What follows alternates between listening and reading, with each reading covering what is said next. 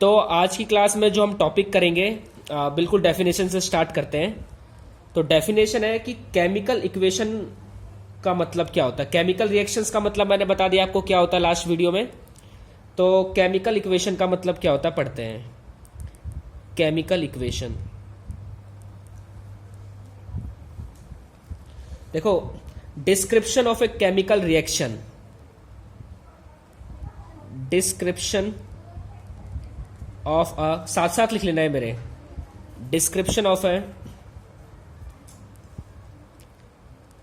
Chemical reaction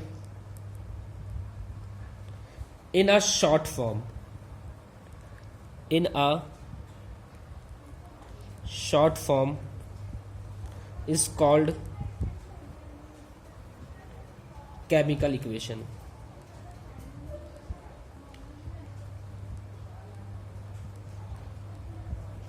देखो, chemical equation का मतलब होता है डिस्क्रिप्शन, मतलब जो भी केमिकल रिएक्शन होगा ना उसको आपको डिस्क्राइब करके बताना है शॉर्ट फॉर्म में। Description of a chemical reaction in a short form is called chemical equation.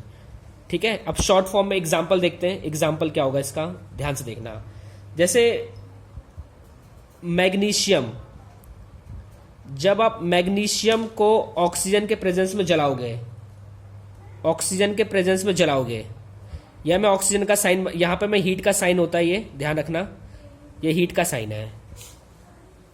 तो जब आप मैग्नीशियम को ऑक्सीजन के प्रेजेंस में जलाओगे तो आपको पता है कि मैग्नीशियम ऑक्सीजन के साथ मिलकर जल जाएगी और एक प्रोडक्ट बनेगा, उसे हम बोलेंगे magnesium oxide.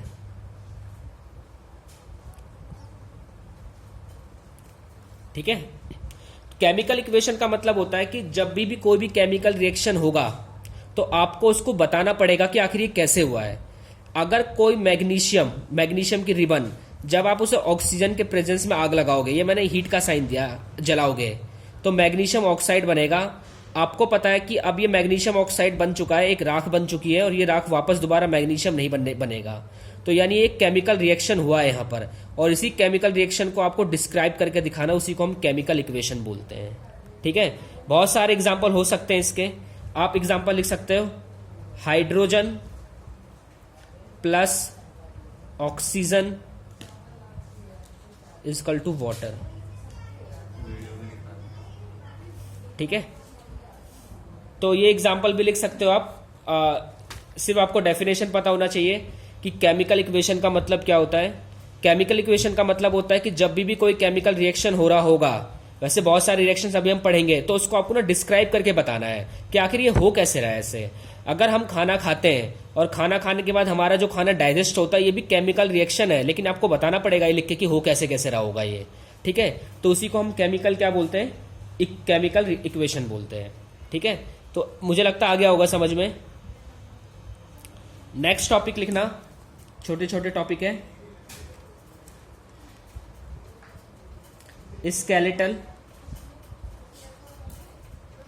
Skeletal chemical equation. अगर आप डिफरेंस चेक करोगे, डिफरेंस कुछ भी नहीं है। ऊपर केमिकल इक्वेशन बोला गया है, नीचे उसने बोला है कि स्केलेटल केमिकल इक्वेशन। तो देखो, स्केलेटल केमिकल इक्वेशन की भी डेफिनेशन सेम वही डेफिनेशन है जो ऊपर वाले की डेफिनेशन थी, तो लिख लेना मेरे साथ साथ। तो स्केलेटल केमिकल इक्वेशन की जो डेफिनेशन है ना, वो मैंने लिख दी है। देखना मैंने लिखा क्या है। केमिकल इक्वेशन का मतलब समझ में आ गया। इससे लिखा है स्केलेटल केमिकल इक्वेशन में, a chemical equation written in the form of symbols. जो आपको केमिकल इक्वेशन लिखनी है ना, वो वर्ड में ना लिख के आपको सिंबल्स में लिखना है, एंड फॉर्मूला, और आपको अप्रोप्रिएट फॉर्मूला के साथ लिखना है। देखो, केमिकल इक्वेशन को आप लिखते हो डिस्क्रिप्शन में, लेकिन जो स्केलेटल केमिकल इक्वेशन होगा उसको आपको ना सिंबल्स में लिखना है, वह आपको डिस्क्राइब करने की जरूरत नहीं है। सपोज को एक एग्जांपल मैं ऊपर वाले लेता हूं। फॉर एग्जांपल, इसने लिखा है कि मैग्नीशियम। अब मैग्नीशियम का आपको पता है फॉर्मूला क्या होता है, सिंबल्स Mg प्लस। देखो, कुछ सिंबल्स तो आपको याद होंगे, कुछ सिंबल्स आपको याद करने होंगे और अपने आप याद हो जाएंगे आपको जब वो प्रैक्टिस करोगे। और ऑक्सीजन का फॉर्मूला आपको पता है क्या होता है, O2 होता है। ठीक है, तो मैग्नीशियम का होता है Mg, ऑक्सीजन का होता है O2। O2 क्यों होता है मैं आपको बता चुका था, क्योंकि जो ऑक्सीजन होता है उसकी बैलेंसी कितनी होती है, 2 होती है, इसलिए यहाँ पे 2 का साइन चढ़ता है। तो ये क्या बनता है, मैग्नीशियम ऑक्साइड, यानी MgO। तो सिंपल से अगर स्केलेटल केमिकल इक्वेशन कोई पूछे तो बता देना कि जब किसी केमिकल इक्वेशन को हम सिंबल्स या फॉर्मूले में लिखते हैं, जैसे for hydrogen and oxygen water बनता है, हाइड्रोजन का फॉर्मूला क्या होता है H2, ऑक्सीजन का क्या होता है O2, और ये क्या बनेगा H2O बनेगा। तो मुझे लगता है आपको समझ में आ गया होगा what is the difference between chemical equation and skeletal chemical equations. ठीक है, आगे चलते हैं। अगला टॉपिक लिखना मेरे साथ साथ, balance chemical equations.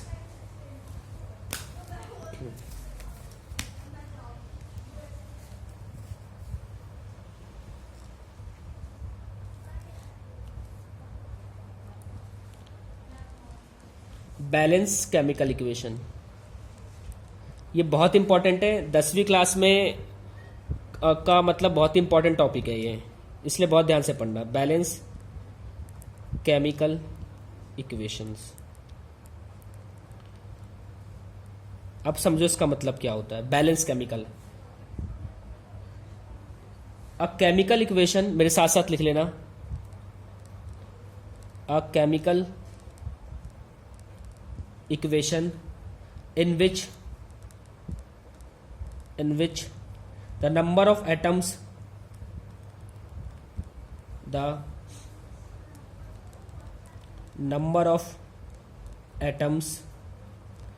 of each element on LHS and RHS is equal. देखो अभी मैंने कुछ समझाया नहीं है, और इसको समझाने से पहले आज मैं आपको ना 2-4 फैक्ट्स मैं क्लियर करता हूं। देखो आपने 9th क्लास में पढ़ा होगा एक टॉपिक, उस टॉपिक का नाम था, मैं आपको याद दिला देता हूं, उस टॉपिक का जो नाम था, उस टॉपिक का नाम था law of conservation of mass. तो ये वाला टॉपिक अगर आपने 9th क्लास में पढ़ा हो तो आपको याद आ गया होगा मैं किस पे बात कर रहा हूं। अगर नहीं याद आया तो मैं एक बार रिवीजन करवा देता हूं। देखो लॉ ऑफ कंजर्वेशन मास ये कहता है कि मास को तो ना तो कोई बना सकता है ना ही कोई मिटा सकता है, यानी किसी भी केमिकल रिएक्शन इक्वेशन में या रिएक्शन में ना मास को बनाया जा सकता है ना मास को मिटाया जा सकता। मास नीदर बी क्रिएटेड और नॉट डिस्ट्रॉयड। एक एग्जांपल लेते हैं, सपोज करो कि मेरे पास एक गिलास है, इस गिलास में 100 ml पानी है, 100 मिलीलीटर, ठीक है, और मान के चलते हैं कि मैंने इसके अंदर में 20 ग्राम चीनी मिला दी, इसके अंदर मैंने चीनी मिला दी 20 ग्राम, और इतना मेरे पास पानी था। तो मुझे बताओ जो घोल तैयार होगा मेरे हिसाब से उसका वेट 120 से ज़्यादा नहीं जाना चाहिए। मैंने एक एग्जाम्पल लिया है समझाने के लिए, ताकि आपको मैं एक फैक्ट्स क्लियर कर दूं जिसमें मैं बात कर रहा हूं।